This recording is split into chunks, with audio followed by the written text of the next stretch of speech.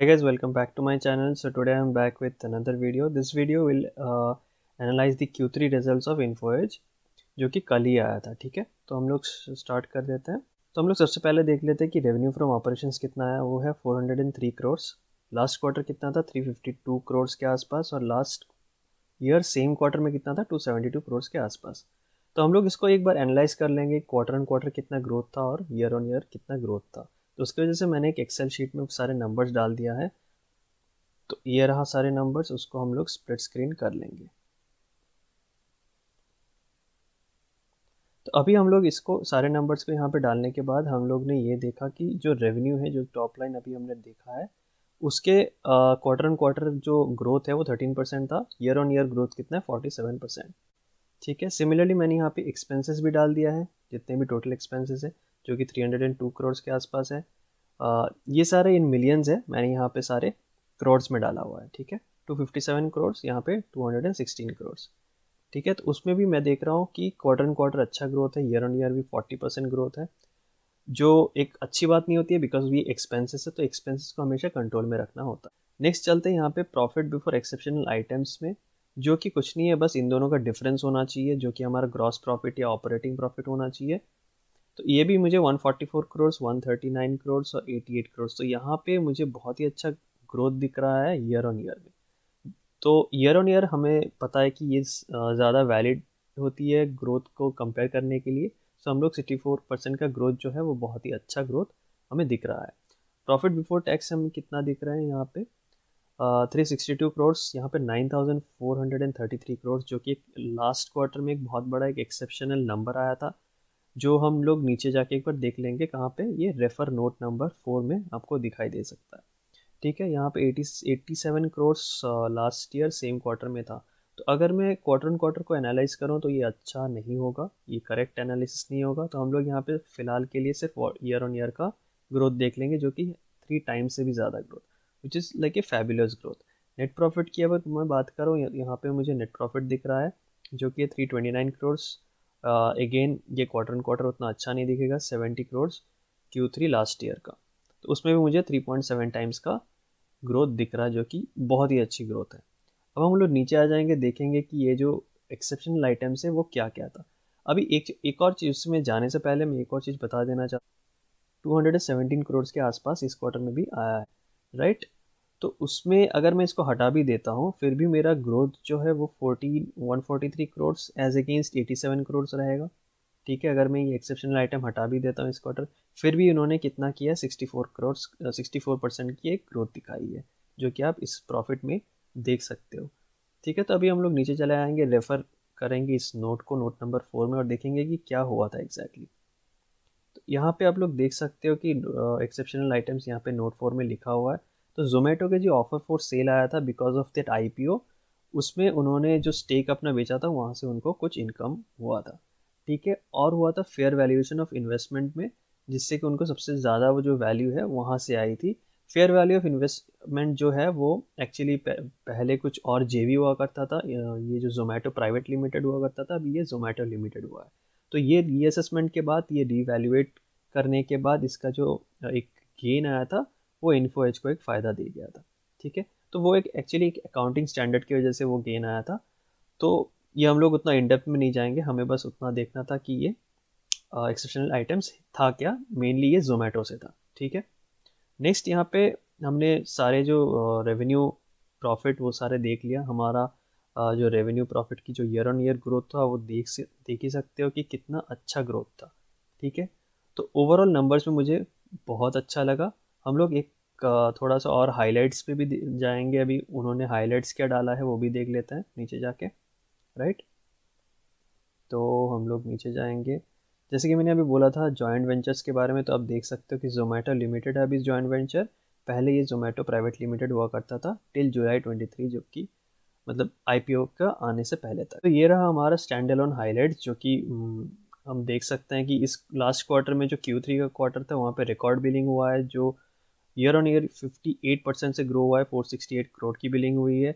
9 months का जो ये पीरियड था, जो कि YTD is nothing but year to date, 1 अप्रैल से लेके 31 दिसंबर तक को जो 9 मंथ्स का पीरियड था, 3 क्वार्टर्स का पीरियड, वहाँ पे उन्होंने 61% का ईयर ऑन ईयर ग्रोथ दिखाया है और 1000 करोड़ से भी ज़्यादा का बिलिंग हुआ।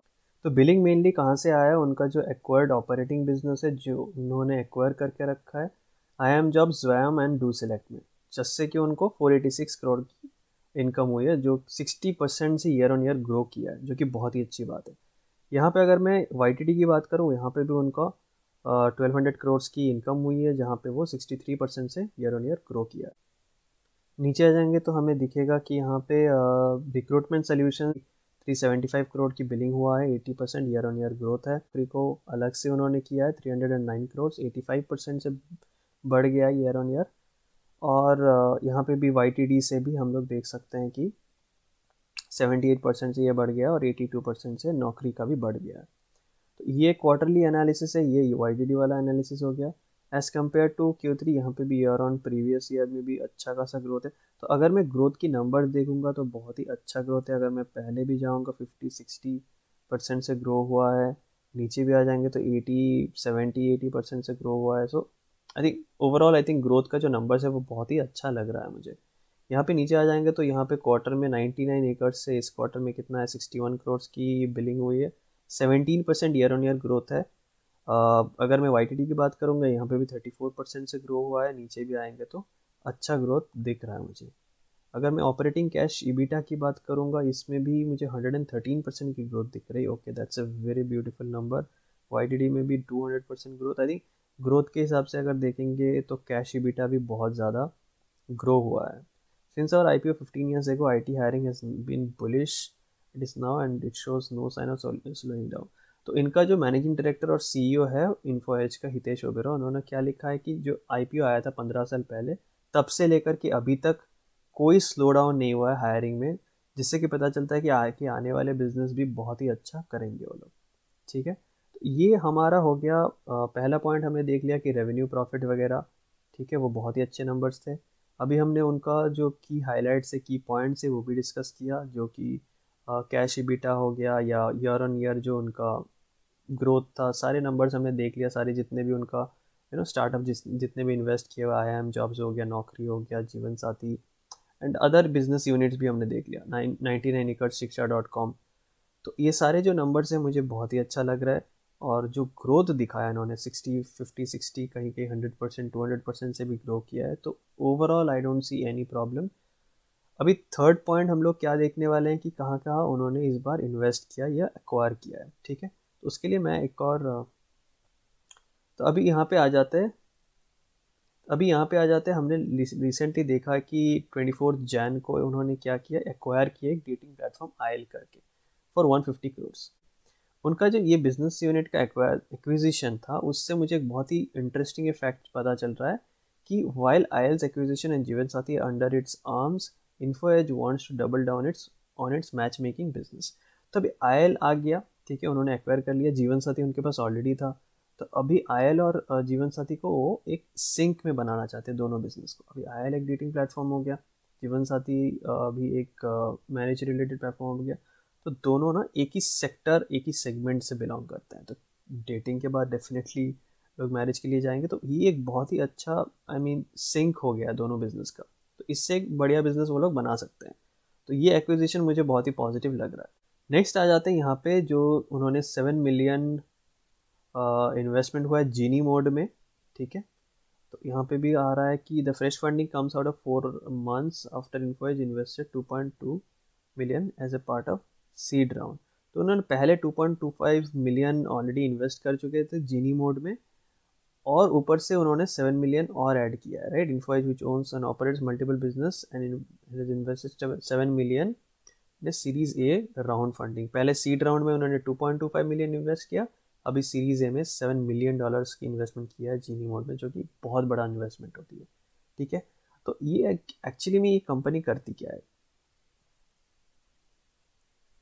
तो हम लोग इसके वेबसाइट में आ जाएंगे तो हमें पता चलेगा कि ये we are one stop sourcing and supply chain. एक सप्लाई चेन कंपनी है जो कि innovative technology based on platform for retailers and suppliers होती है।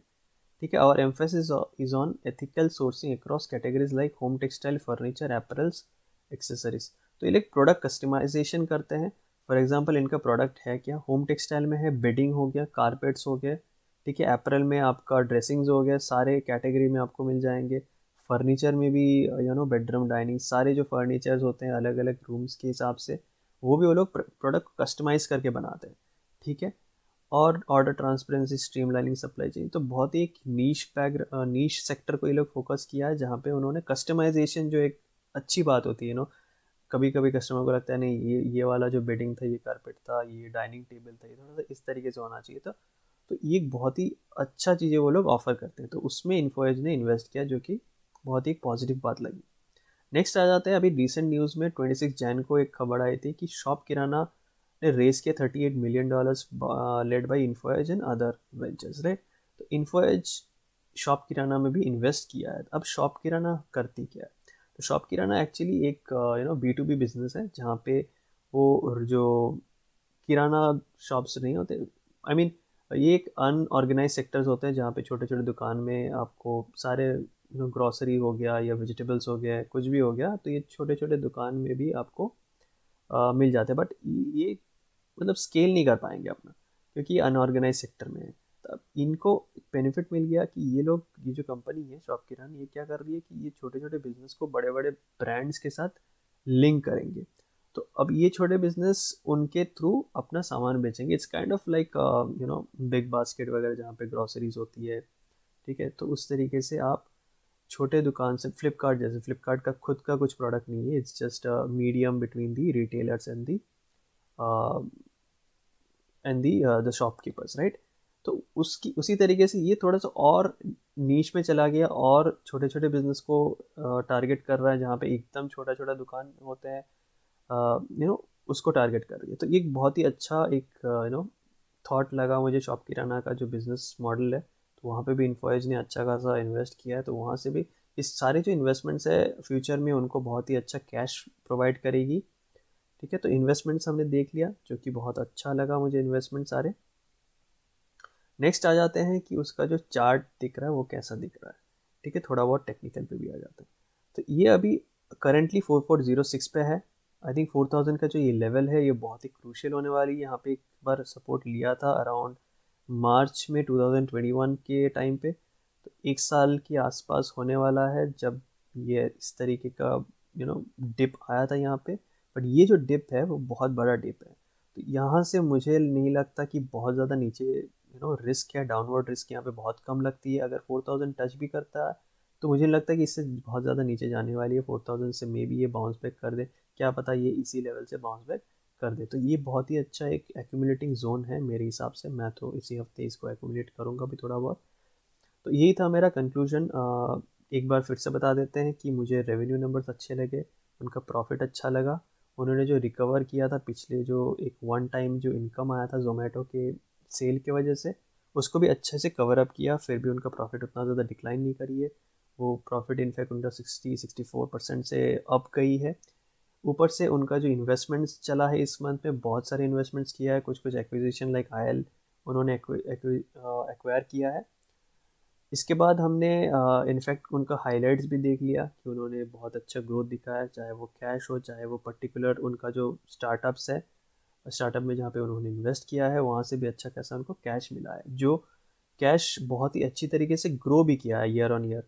तो उस हिसाब से भी नंबर्स बहुत अच्छे थे। टेक्निकली भी मुझे लगता है कि एक बहुत अच्छा एक्विजिशन पॉइंट बन सकता है। मोस्ट प्रॉब्ली मंडे को एक अच्छा खासा अप देख सकते हैं हम लोग। मुझे तो ये रिजल्ट अच्छा लगा। आई डोंट नो बाकी इन्वेस्टर्स को कैसा लगेगा, लेट्स सी कैसे जाता है।